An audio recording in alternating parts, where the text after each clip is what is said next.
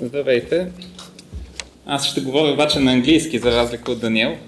И щях да кажа слайдовете са ми на български, обаче не са. I was making a joke that I will speak in English, but my slides are in Bulgarian. Unfortunately, they're actually in English too. Because I figured out before that there was a quiz of some kind you guys organized, and it was in English without translation, so I felt like, why not? Anyway, so while we were talking, I was fact-checking Daniel, just kidding.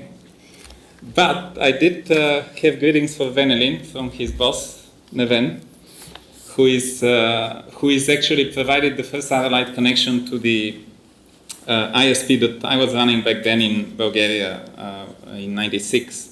So there were some parts of the history that I wanted to touch, but I first want to talk about something. I mean, first finish with my presentation, and then I want to come back to some of the stuff that Daniel said. Do I use this thing? Okay. So, I don't know how many of you have heard from the people who are in Bulgaria about the case that in 1999 took place at the Supreme Administrative Court. But in December '98, the government decided that the internet service providers have to be licensed. The license included a number of provisions, including a requirement that the state will collect 3.2 or 2.3% of the revenue of every internet service provider. We initially, the Internet Society of Bulgaria, of which I was chair, we tried to talk to the government and tell them that they made a mistake. They came to us and said, no, we don't make mistakes. This was the government of Ivan Kostov. You guys remember it probably, many of you.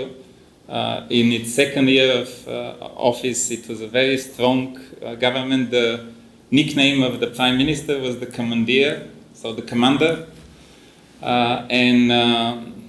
The head of his party in the parliament was called the class teacher, Klasnata, Ekaterina Mikhailova. So they were very aggressive in what they were thinking the internet should be. And they knew everything. So we waited for a few weeks, and in January 1991, we decided that we will file a case at the Supreme Administrative Court.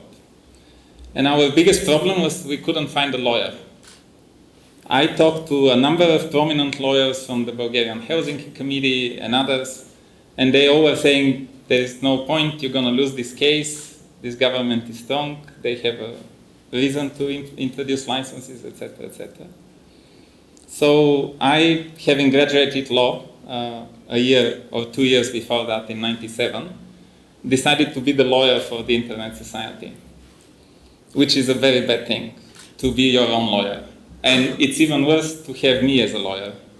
I'm saying it with the right, I mean, I've publicly stated it that I promised to my teachers I'll never practice law. And I had to once. But then I had a case at the Supreme Court, so my thinking was I don't need to do any practicing of law any further because that's the highest that you can do, and from now on you can only go downwards, like doing divorces and stuff like that. So what we did was we did a 10 months PR campaign. We had a lot of media, we had hundreds of publications in all media. In fact, at the end of the year, I gave to Vin Cerf, who was back then chair of the Internet Society, the International Internet Society, I gave him a file with all the publications. There were like more than 300 publications in 10 months. All of them were, except one, in the official, well, it wasn't official, but it was the Vestnik newspaper Demokracija. This was the only publication which was negative for our case and was saying that we are bad people who are not following the government instructions to have licenses. And we had a lot of international support. We have a website, which I just realized I didn't put in the slide the website address, but it's at the Internet Society, so isoc.bg/KPD. KPD was the abbreviation of the government institution that introduced the licenses.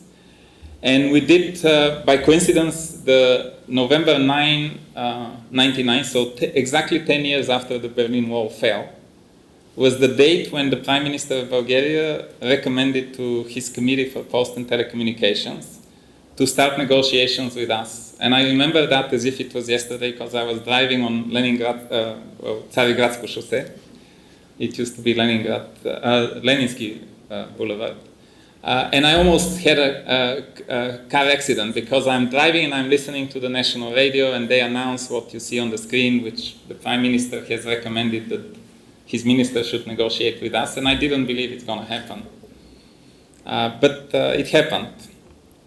And what we did was that we used, as I'm giving a video graphic of one example, what we used to say, what this licensing means. So this is the connection to the internet, but then there is additional computer, which is the State Committee for Telecommunications. We actually copied this from a Russian animated GIF. They were using this to show how the Russian FSB is monitoring their traffic. So somebody, and I forgot who, I'm sorry if he's in the room or at some point figures it out, but somebody did this animation for us, where we were explaining, how the internet is working. What actually we did, we not only did that, and this is, by the way, a picture of the claim motion that we did. The luck that we actually had was that the case was reviewed by a judge, Alexander Elenkov, at the Supreme Administrative Court, who turned out to be a very interested in the internet guy. I mean, keep in mind, this is early ages of the internet. As Daniel was talking, people were still using dial-up modems, etc. But he was reading and watching and listening to everything that we would submit to the court. So what happened was also we got support from some famous Bulgarian cartoonists. These are two cartoons by Hristo Komarnitsky, who is perhaps the most well-known Bulgarian cartoonist. For the English speakers, this is the guy on the picture is the head of the Committee for Post and Telecommunications, Antony Slavinsky. We became friends after that. On the desk, on the left on the left picture, it says licenses, and behind him it says free internet. And on the right picture, well, it speaks for itself, except that on the pocket it says KPD, which is Committee for Post and Telecommunications. Some of you here, I think, have worked at the Committee for Post and Telecommunications or at the Ministry of IT and Communications, so they may remember Slavinsky as actually being a very nice guy. And I felt sorry for, exposing him in such a way, but, this was part of what we had to do in order to win the case. We also have the Vice President of Bulgaria expressing that he's against control over the internet, and that's interesting because he was a vice president from whose candidacy was put by the party that was actually ruling the government back then. And so we also, I mentioned Vint Cerf as chair of the Internet Society. He also sent a letter together with other international dignitaries, and he says, I think you can read it.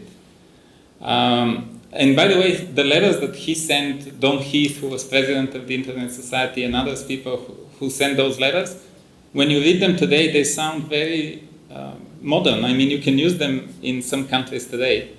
Luckily, Bulgaria is not one of those countries, and that is good.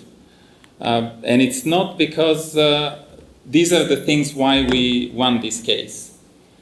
And it's funny because some of the ISPs, I don't think the ones that I have in mind are in the room though, but there were ISPs who were applying for licenses while we were fighting at the court to get rid of those licenses.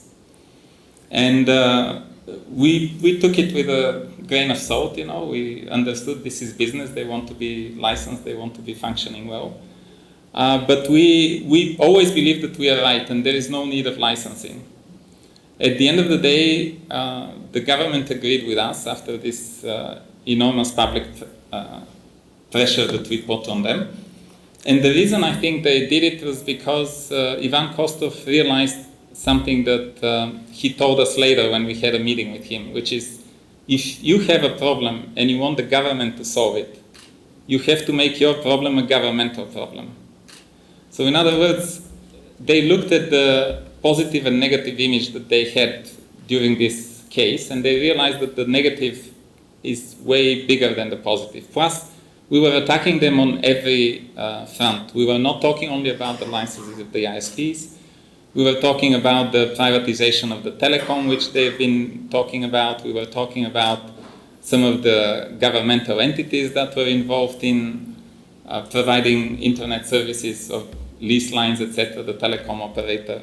So at the end, what we did was a big win for all the ISPs, but also a big win for the internet service providers, which actually is listed in this ITU document. The ITU is the International Telecommunication Union. So as you can see, the date in 2010, Bulgaria officially sent a document which is restricted, but we have published it anyway, because it's not secret and it's not confidential. And in his document, the Bulgarian government, the Ministry of Telecom, back then it was IT and Communication, I think, 2010, they give some facts about the development of the internet post this case that we had. And what they're saying is that approximately as soon as there were no licenses and registration, there was a big boom in providing internet service providers. Basically, anyone can start internet service provider. Many of the internet companies that are in the room probably started after that case. And some of them I know have started before that, though. I was talking to Neven Dilkov, chatting with Neven, that we paid him, he got the first money for satellite internet access in '96, and he remembered that I brought him $800 cash, because we were not using banks for these purposes. But, and here are the conclusions that this is from the governmental document, by the way. Internet prices go down when there is no governmental regulation of internet and the ISPs. Internet charges are related to the competition in the telecom market. When there is only one state-owned or private telecom, prices are, as a rule of thumb, always high. Subscription fees are related to the number of users. The more users one has in a country, the less subscription fees they pay. There is a particularly good opportunity for the developing countries, as ISPs there have to find a way to provide access to people with relatively low income, so they can come creative means to satisfy the demand. And an incumbent fixed phone company could hardly do that. And there is no evidence relation between the IP addresses and the price of the internet access. The government document states that because at the ITU, some governments claim that if you have access to IP addresses, then the prices will be going down. They try to figure out some relationship between the number of IP addresses in a country and the prices. And they have not found the government says that they have not found any relation between usage of IPv4, IPv6 addresses and the price of the internet access. Having said that, and knowing that we only have 10 minutes, I'm more than happy to talk about this case, but everything we've listed, I've talked about is on our website. Although I noticed yesterday when I was looking for some links, we've put links to outside sites and they're obviously not working. And even some of the links to our own websites are not working because this has been 20 something years, 24 years. And nobody cares about the databases that were behind those websites that we used to care about. So some of this is not working, but all the HTML is there and all the pictures are there. So it's anyone who is interested, isocg.bg/kpd. A lot of information there from that case. To wrap up about something that Daniel was talking, you rightfully say, Daniel, that everything was going through Varna, and in fact I remembered when we started our first commercial ISP in Sofia in '93, which we named CIT, or Communications and Information Technologies, which later became known as BOL, or Bold.bg. Our first ads actually were saying our email doesn't go through Varna. Now, little detail is it was going through Moscow, so I don't know how this was any better. But we had actually connection to Moscow through a company called Glassnet, It was the first private internet service operator in the Soviet Union. And because there were we were using also X.25 as you were using it, because X.25 back then, the connections with the Soviet Union or Russia and the former Soviet countries were actually, I forgot how they were charged, but they were almost free. I think for connectivity, they were charged only for traffic, something along those lines. In any case, it was for us, definitely, it was cheaper, and we were charging, by the way, every email I remember was 3.5 cents, US cents per kilobyte. Sometimes I wish we have kept these prices. To download a movie today with these prices would be about $120,000. We could have been rich within a day or killed, even less, faster.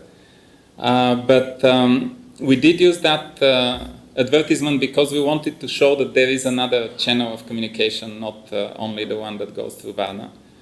And later we also connected through David. I know you probably are familiar with Merit, and there was a guy, Eric Opperle, who unfortunately passed away. I remember the same way Daniel was talking, how he reached out to somebody in Europe or somebody in the US, and they were curious, who are these guys? Eric gave us the first IP network, like a class C or something. I don't remember even what he gave us.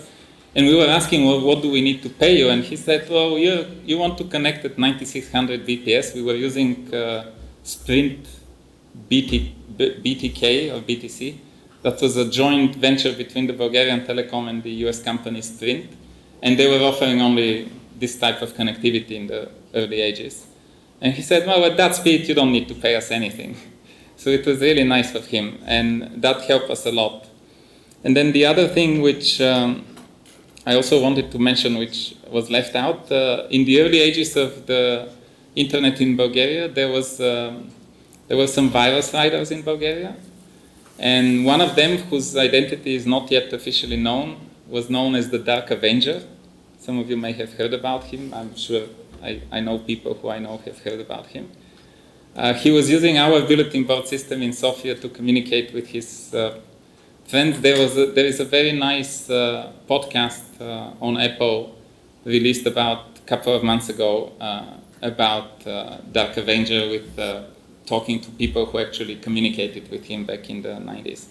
I mean, the history of the internet in Bulgaria, I think, is probably not any different from the history of the internet in other East European countries, where we were poor and our customers were poor. So we had to figure out a way, and the banks would not give us credits unless we had money.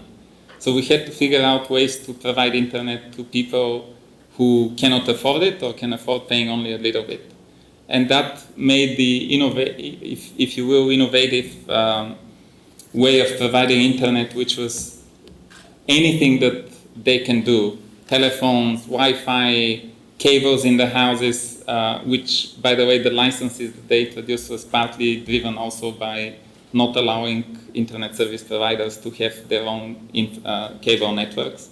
And I wanted to finish with one other anecdote, because Daniel was talking about the monopoly of the Bulgarian Telecom.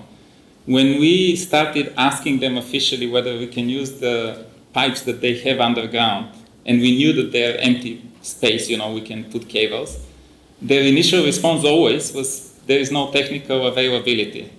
I'm sure, yes, I can see people laughing here, so they have heard this many times. And what we did was we started putting our cables regardless. And they found out at some point that there are cables in their pipes which do not belong to the Bulgarian Telecom. And there was a funny conversation in which they argued, not only with us, but with other ISPs who are also doing the same. They said, if you don't remove your cables, we're going to cut them. And these are fiber optic cables, it's expensive back then. And we told them, well, if you cut our cables, we're going to cut yours. And guess what happened? They didn't cut our cables because they knew we're going to lose some money for a day, but we'll put a cable through the air, we'll find a way to go. But they're going to lose like tens of thousands of customers or maybe hundreds of thousands of customers. So they realized that this, by default answer, there is no technical availability, is not good, and they started to offer to pay, for the private companies to pay some rent. And have to give credit here, that's my last thing, to give credit to a person who is right now in the parliament, actually, Grozdan Karadzhov. He was back then working at the telecom as head of the board of directors, I think, or something, advisory board, I forgot exactly. But he knew if the telecom starts to provide internet services to the end users, all these private companies that are, maybe not all, but some of the private companies in this room and many of the private companies which existed in the early 2000s, they would disappear because the competition won't be able to provide, the same service. And he deliberately for a couple of years was saying, we're going to offer only lease lines and connectivity to the internet service providers. We are not going to provide to end users. We managed to, all the companies, there were hundreds. At the peak of I think there were about 2,000 internet service providers in Bulgaria. Right now, I don't know, a few years ago, there were 880 according to the Committee for Regulation of Communications. But those ISPs would not have existed if the telecom was not, at least in the beginning, pushed a little bit back so that they don't start offering internet to the end users. So thanks again.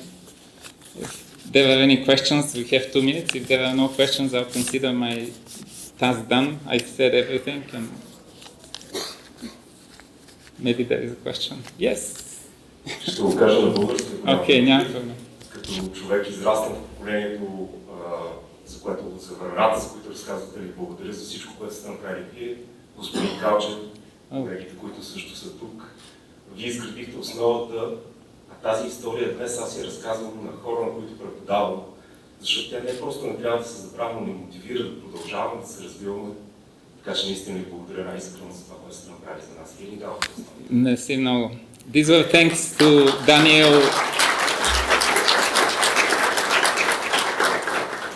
And I understand you are teaching somewhere from an assistant professor? From which university? I've been teaching in a school, a technical school associated with the Technical University. Okay. And also in so he was, for the non-Bulgarian speakers, the gentleman was thanking Daniel, me, and others like us who have managed to bring the internet and to make it affordable, saying that he's teaching that to his students so that when they can get encouraged to do things which sometimes may seem awkward. Oh, sorry, 1 second. Remember I told you nobody wanted to be our lawyer? Well, guess what happened when this message on the 9th of November? Can somebody guess what happened? There was a line of lawyers in front of our office saying we could be our lawyer. We always thought we could be our lawyers, but you know how it was, So we actually chose a lawyer, Ilko Dimitrov, who later also became member of the parliament in 2001 and deputy defense minister from the former King's Party. But he came really for the last session at the court, which was already to sign to our out-of-court agreement with the telecom regulators. And he didn't have much of a job, but he still is part of this history. So thanks again. Other questions?